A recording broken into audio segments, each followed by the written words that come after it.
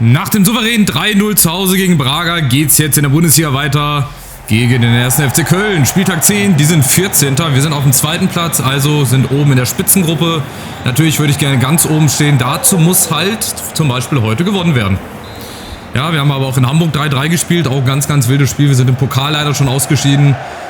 Haben wir beim BVB leider ganz knapp verloren und deswegen sind solche Spiele jetzt umso wichtiger. Wenn wir die gewinnen, wenn die Konkurrenz vielleicht auch mal ein paar Punkte liegen lässt, dann kann das in eine ganz gute Richtung gehen. Aber das hilft nichts, wir müssen auf uns schauen. Ein paar Wechsel hat es gegeben. Hugo Duro spielt, Lister spielt und Lienhardt in der Innenverteidigung. 3 frische Kräfte. Die anderen dürfen sich nochmal etwas ausruhen auf der Reservebank. Die anderen machen das aber auch ganz gut. Adingra. Mal gucken, wie die Kölner spielen. Vorne lassen sie 2 Spieler stehen. Das heißt, wir haben auch ein bisschen Platz. Fofana macht's mal. Ja, abgeblockt. Und dann haben wir den Einwurf. Also es ist vorne ein 3 gegen 2. Wenn wir denn den Ball verlieren sollten. Ich hoffe natürlich nicht. Wir kommen nämlich schon wieder über Brown. Sehr, sehr schwungvoll. Oh, aber ein Ball ins Leere. Blind. Da steht niemand. Und jetzt kommen die Kölner über Teixeira. Die spielen im 4-2-2-2. Aber auch ungefährlich. Leichter Ball zum Aufnehmen. Den hätte sogar ich vielleicht gehalten. Wer weiß. Und Santos, schöner Abwurf, den kriegt er. Aber Adingra, schlechte Ballkontrolle. Und ich weiß nicht, ob das genauso wie beim HSV ist, dass vielleicht die Kölner auch irgendwann die Kräfte verlieren. Dass das nachlässt, dass sie jetzt nochmal gut mithalten können. Oder bei so Teams, die halt unten drin stehen, ist das halt auch manchmal so.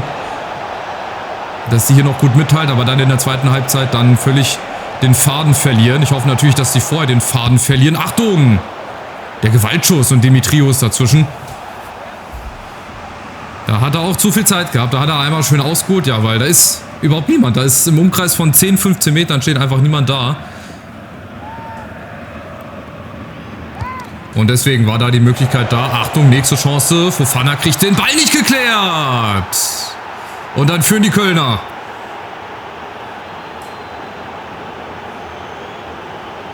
Ja, so ein bisschen aus dem Nichts auch, würde ich sagen. Also es hat sich jetzt nicht unbedingt angedeutet. Aber wieder, weil wir den Ball nicht wegkriegen. Hier verlieren wir den Zweikampf. Da hat Fofana eigentlich den Ball und dann kriegen wir den nicht weg. Und dann ist auch wieder nichts zu machen. Nichts zu halten. Wahrscheinlich auch das erste Tor von Busio. Natürlich, Busio. Den kenne ich allerdings auch noch. Ist das der, den ich damals bei der Hertha mir geholt habe? Busio. So, Rückstand.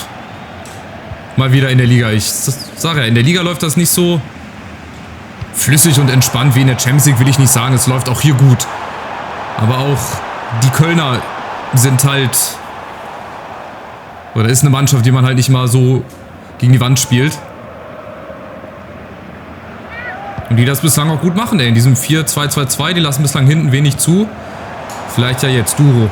Listesh, oh nee, Usun war es. Listesh spielt ja auf der Außen für Fofana. Und dann kriegen wir es leider bislang nicht so zugepresst. Also unser Pressing funktioniert momentan leider nicht so gut. Aber dafür halbwegs unsere Verteidigung. Bis auf dieses eine Gegentor, das kannst du dir immer fangen. Nach einem Eckball, wenn der 5000 Mal abgefälscht wird vorher. Aber jetzt Usun. Oh, zu weit nach vorne gelegt. Aber auch die Kölner, ihr seht, nicht von Fehlern befreit. Usun Fofana will natürlich seinen Fehler wieder gut machen. Prescht hier rein. Duro, Usun. Oh, ne, doch hat er. Aber dann sind 5, 6 Kölner uns wieder auf den Füßen. Das ist Wahnsinn. Und du kannst auch einfach nichts machen, weil die wieder vorher genau wissen, was du machst. Jetzt vielleicht der Doppelpass. Fofana, gut reingespielt. Und Listesh ist da. Und der Ausgleich in Minute 28. Da gibt's Lattmann-Herzchen für euch alle. Und ich verstehe nicht, wieso ich bei Regen die Brille nicht auf habe.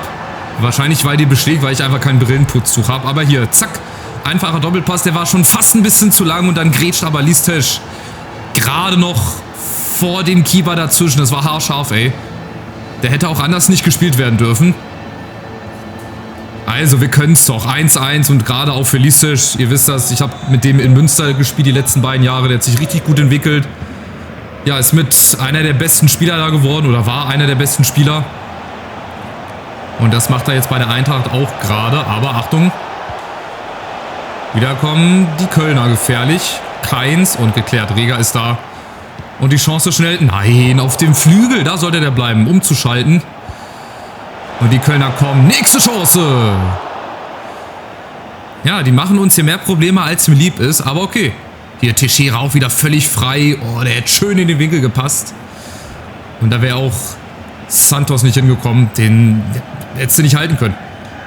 Der wäre einfach zu platziert wieder gewesen. Oh, aber diese einfachen Fehler, die nerven mich jetzt schon wieder.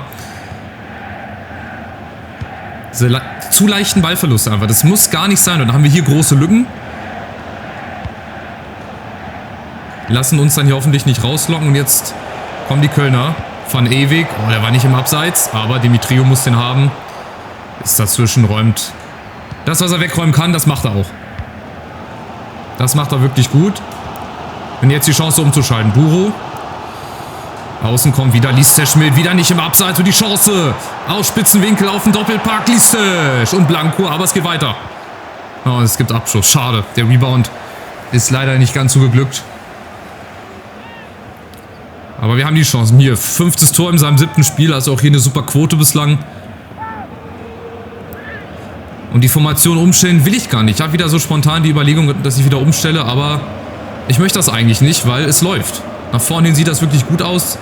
Defensiv müssen wir halt gerade im Mittelfeld. Ey, die Sechser, die müssen das irgendwie hinkriegen. Die Lücken da zu schließen. Gallo, Teixeira, sowas zum Beispiel. Das muss gewonnen werden. Das haben wir ja auch jetzt gerade gemacht. Aber dann ist es halt schwer im Mittelfeld, weil, wie gesagt, die stehen uns immer direkt auf den Füßen. Die wissen immer, was wir machen. Deswegen muss es auch vielleicht über den Flügel mal probiert werden. Fofana, Brown. Und jetzt irgendwo Duro in der Mitte sehen. Oder Lisztec wieder hinten. Und, oh, Adingra kommt. Jawohl, und jetzt der Abschluss. Oh, schade. Den hätte ich gern mal gesehen, wie er aufs Tor gegangen wäre. Der wäre, glaube ich, richtig gut aufs Tor gekommen. Reingegangen, glaube ich, wäre er nicht. Aber es wäre auf jeden Fall eine gute Chance gewesen. Letzte Aktion jetzt hier vor der Halbzeit. Fofana nochmal mit Gewalt. Oder sehen wir nochmal irgendwo Usun. Usun im Doppelpass. Jawohl. Oh, der war zu optimistisch. Schade. Schade, schade. Da war wieder Barca-like. Auf engstem Raum. Zig Doppelpässe. Das habe ich ganz, ganz früher so bei FIFA. Wann war das denn? 14, 15, 16 so die Zeit. Da habe ich auch immer versucht, den Ball reinzutragen. Irgendwann klappt es halt aber auch nicht mehr, ne? Ja, ist doch ein sehr ausgeglichenes Spiel. Vorne würde ich das aber so lassen. Ich finde, Lisztec macht das gut. Usun sowieso. Und Adingra einzig vorne Duro. Der hängt so ein bisschen durch gerade. Aber ich hoffe jetzt auch bei ihm auf eine bessere zweite Halbzeit. Vielleicht auch mit dem 4-4-2, das ist auch eine Überlegung. 4-3-3, damit wir es breit machen auf den Flügeln. Wir gucken mal, wie sich das Spiel hier entwickelt. Eigentlich bin ich aber mit der Formation hier sehr zufrieden, deswegen will ich da jetzt nicht unbedingt was umstellen. Wir müssen halt hier in die Zweikämpfe reinkommen, ganz wichtig. Die gewinnen wir jetzt momentan nicht. Elmala, Van Ewig, Busio wieder.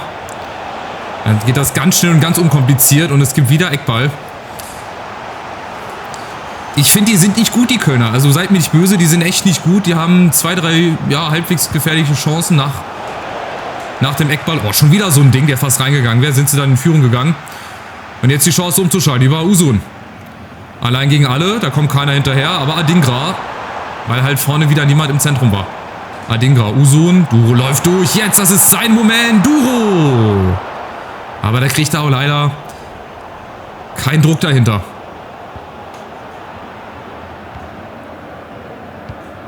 Aber jetzt, oh, die Kölner, Fehlpass, sehr gut.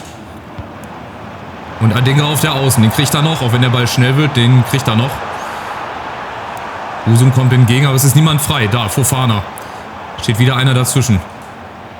Kopmeiners, Usun, Adingra geht jetzt schön schnell und direkt. Und jetzt, wo ist der Mann? Oh, jetzt ist der Ball wieder zu lang. In dem Regen, ey. So, ich werde mal umstellen auf 4-4-2. Ich probiere es einfach mal. So 10 Minuten, Viertelstunde. Dass wir auch vorne mal 2 Stürmer haben, dass wir es breiter machen, dass das vielleicht fast gespiegelt wird, die Formation. Nur, dass wir halt breitere Flügel haben und halt damit vielleicht ein bisschen mehr Druck entfachen können. Adingra vorne. Es kommt heute auch wieder auf Nuancen an. Habe ich so das Gefühl, da geht es wirklich um Millimeter. Oh, Kopmeiners, das war auch zu leicht. Den hätte er eigentlich haben müssen. Und die Kölner kommen. Ne, Lienhardt, komm. Auch wenn er bei liegen bleibt, musst du den haben. Oh, Fehlpass mit Ansage. Müsste Abseits sein. Ist kein... Doch, ist Abseits, wollte ich gerade sagen. Dann pfeift doch auch, Junge. Wenn es abseits ist, pfeift doch auch gleich. Guck mal, das habe ich sogar gesehen.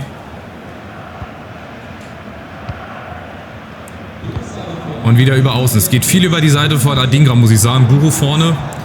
Wie gesagt, der kriegt heute nicht so den Fuß in die Tür in dieses Spiel. Der ist heute leider wieder ein bisschen schwächer. Eine große Chance hat er gehabt. Und ansonsten ist da halt leider auch nicht viel von ihm gewesen. Aber ich hoffe, das wird noch. Jetzt kommen erstmal wieder die Kölner über Downs. Und jetzt dazwischen und die Chance umzuschalten. Wie schnell kriegen wir es hin? Außen Adingra. Fofana kriegt er den hin. Natürlich. Super Ball. Adingra. Gefühlt gegen alle. Aber guck mal, wie blind unser Gegner einfach in uns reinläuft. Ja, weil er halt auch nicht damit rechnet, dass wir in die Mitte ziehen. Aber auch wieder eine ganz, ganz FIFA-EA-typische Szene. Die stand gestern schon in der Zeitung. So, nächste Chance für die Kölner. Die machen uns das Leben ja heute echt schwer. Achtung, Damien Downs und wieder abseits. Und jetzt ist mal die Zeit zum Wechseln. Vorne würde ich klar Ekitike reinbringen, weil Duro, der hängt wie gesagt heute ein bisschen durch. Das ist leider nicht so sein Spiel gewesen. Hauge nochmal für Listesch. Ja, ist halt auch nicht langsam, aber Listesch hat das eigentlich ganz gut gemacht. Egal, wir probieren das mal mit Hauge. Und ansonsten lasse ich die 11 so. Finden wir noch irgendwo die Lücke. Noch 20 Minuten gibt es wieder einen Last-Minute-Sieg wie gegen die Hertha oder wie gegen den HSV. Last-Minute-Ausgleich. Das war auch eine wilde Nummer, mein lieber Freund. Aber ich kann auch nicht immer 3 Tore schießen. Deswegen ist es auch mal wichtig, dass die Defensive gut steht. Und die nächste Chance. Oh, zu lange gewartet. Adingra. Ist halt jetzt fast eine Mann gegen Mann oder ja, fast eine Manndeckung hier. Ne? Deswegen, oh, sind hinten die Lücken auf. Achtung. Nächste Chance, Teixeira. Ja, das ist wirklich, ich sag das ungern, ein sehr ausgeglichenes Spiel. Also wir sind nicht deutlich besser. Achtung, die Kölner kommen, Ekitike, Brown ist da. Ja, und dann brauchen wir hinten leider zu lange, um mal das Spiel aufzubauen. So, jetzt vielleicht ganz unten. Kriegt er den ganz unten hin auf Hauge?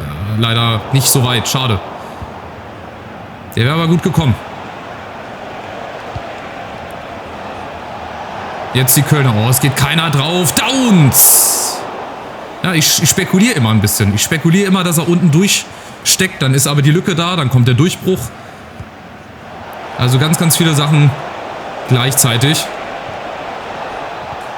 Da kriegen wir auch wieder keinen Fuß in die Tür rein. Achtung, Downs und Usun. Der klärt das hin. So, und ab nach vorne. Hopp. Viel Zeit ist nicht mehr. Hauge, mach dich auf den Weg. Und Brown muss da auch längst hinterlaufen. Das ist auch ein bisschen Zufall, dass wir den hier auf Can Usun gekriegt haben. Usun. Gegen Martel. In der Mitte winkt Fofana. Natürlich kriegt er den nicht hin. Aber jetzt Fofana, Ekitike. Wir kriegen uns auch nicht gedreht. Die wissen immer, was wir machen. Das ist krass. Das ist krass. Wirklich. Dass du da nichts machen kannst. Und die Kölner kommen über Teixeira. Nächste Chance. Teixeira. Und wieder Santos, der uns jetzt den einen oder anderen Ball richtig gut rettet. Es sieht nach einem Unentschieden aus. Freunde der Nacht. Meine letzte Patrone. 4-3-3. Ob es was bringt, werden wir jetzt gleich... Nein, und da kannst du auch und darfst keinen Foul pfeifen. Das war ein normaler Zweikampf. Den darfst du da nie abpfeifen, so jetzt Busio, komm. Mach keinen Scheiß. Das haben sie sich ausgedacht. Ja, den wird Busio schießen. Busio an die Latte. Ja, der macht's. Nächste Chance, Lienhardt ist dazwischen und jetzt Adingra. Bekommen wir nochmal diese Gelegenheit hier. Eine letzte Chance. Der letzte... Oh, Angriff aber Ekitike. Das ist zu ungenau. Nee. Dann wird das heute auch nichts. Auch nicht mit dem Last-Minute-Sieg. Dann müssen wir uns diesmal mit dem 1-1 zufrieden geben. Hatte ich jetzt natürlich nicht so mit eingeplant. Mal gucken, vielleicht schießen die Kölner jetzt noch ein Tor. Achtung, Downs ist durch. Das darf nicht sein, Damien Downs. Schießt die Kölner fast noch zum Sieg. Und deswegen sind wir sehr, sehr gut bedient mit diesem 1-1. Nicht viele Chancen, nicht gut gespielt. Deswegen, ja, Santos hat uns auch ein paar gute Dinge rausgeholt. Vorne hatten wir heute einfach nicht so den Flow, wie zum Beispiel in der Champions League, wie in den anderen Ligaspielen. Und die Kölner haben das gut gemacht, holen nur ein Remis aus deren Sicht zu wenig. Und wir, wie gesagt, wir können, glaube ich, mit dem 1-1 gut leben heute. Ja, das war mal wieder ein schwächeres Spiel von uns in der Liga. Gehört auch dazu. Ich habe ja auch gesagt, wir gewinnen jetzt hier nicht jedes Spiel 3 oder 4-0. die Mannschaft ist trotzdem gut, auch wenn wir jetzt mal ein Spiel nicht gewonnen haben oder gerade mal so eine kleine Ergebniskrise haben, aber wir spielen ja trotzdem ganz gut. Also klar haben wir auch mal ein paar schwächere Auftritte mit dabei, aber da sieht man halt, dass die Mannschaft vielleicht noch nicht auf jeder Position so gut besetzt ist, dass wir hier jedes Spiel theoretisch gewinnen und das auch ein bisschen souveräner. So, jetzt sind die Freiburger dran, die sind 10. Wir sind auf dem 3. Platz abgerutscht. Gucken wir mal kurz die Freiburger, wie immer, letzten 5 Spiele, 3 gewonnen, 2 Niederlagen. Also bei denen läuft es jetzt momentan auch gerade nicht. Haben unter anderem Mukiele in der Innenverteidigung, Dingshi, Muslia und vorne Gregoritsch, dahinter Philipp und Kofi Chiré. Dazu noch eine relativ gute Bank. Also ganz ekliger Gegner auch. Also wir haben in Freiburg auch immer ganz große Probleme gehabt, haben da auch Spiele gewonnen, so ist es nicht, aber im Allgemeinen oder insgesamt ist das auch eine gute Truppe. Und oben ist es ja trotzdem immer noch ganz spannend. Hätten wir halt gewonnen mit 2-1 oder 3-1, wären wir halt jetzt auf dem 1. Platz. Aber solange es so ganz eng ist, ist mir das völlig recht. Ja, solange wir nicht schon 10 Punkte hinten sind.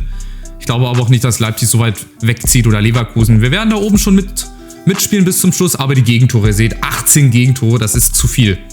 Also das ist definitiv zu viel, 18 Gegentore, überlegt mal, das ist mehr als, wer steht ganz unten? Mainz. Wir haben sogar ein Gegentor mehr als die Mainzer, die sind letzter, haben aber 20 Tore mehr geschossen. Das ist halt der Unterschied, aber die Gegentore. Ich versuche natürlich immer mein Bestes, aber ihr seht, man kann einfach nicht alles verteidigen. Irgendwann ist halt der Durchbruch da, irgendwann kannst du nicht mehr so schnell reagieren, das geht einfach nicht.